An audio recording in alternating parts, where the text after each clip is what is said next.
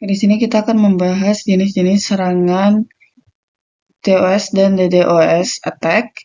Yang pertama itu ada volumetric attack atau serangan volumetrik yang bertujuan untuk membanjiri jaringan atau server dengan lalu lintas data dalam jumlah yang besar hingga sumber daya habis.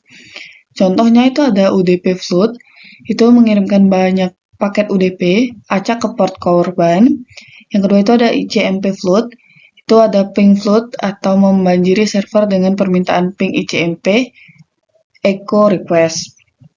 Yang kedua itu ada protocol attack atau serangan pada protokol, di mana yang bertujuan untuk mengeksploitasi kelemahan dalam protokol jaringan untuk menghabiskan sumber daya sistem seperti CPU atau tabel koneksi.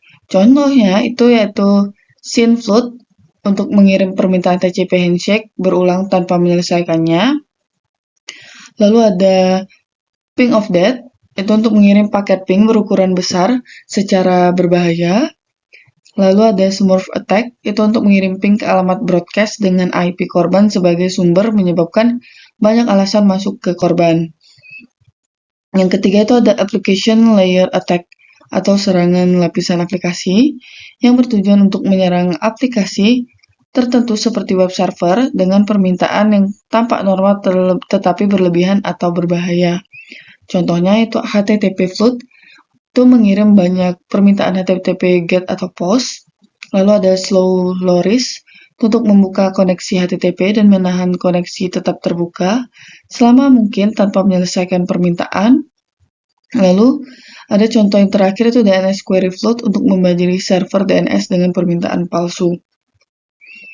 Yang keempat itu ada amplification attack atau serangan aplikasi yang bertujuan untuk memanfaatkan server pihak ketiga seperti DNS atau NTP untuk memperbesar volume lalu lintas ke korban. Contohnya itu DNS amplification mengirim permintaan ke server DNS dengan IP korban sebagai pengirim. Lalu server mengirim balasan besar ke korban. Lalu ada NTP amplification untuk memanfaatkan protokol NTP untuk memperbesar serangan. Yang terakhir itu ada distributed DOS atau DDoS. Itu dilakukan oleh banyak perangkat yang dikendalikan oleh penyerangan atau botnet. Efeknya itu lebih sulit dilawan karena berasal dari berbagai sumber IP secara bersamaan. Contoh botnet itu ada Mirai yang menyerang dengan memanfaatkan perangkat IoT.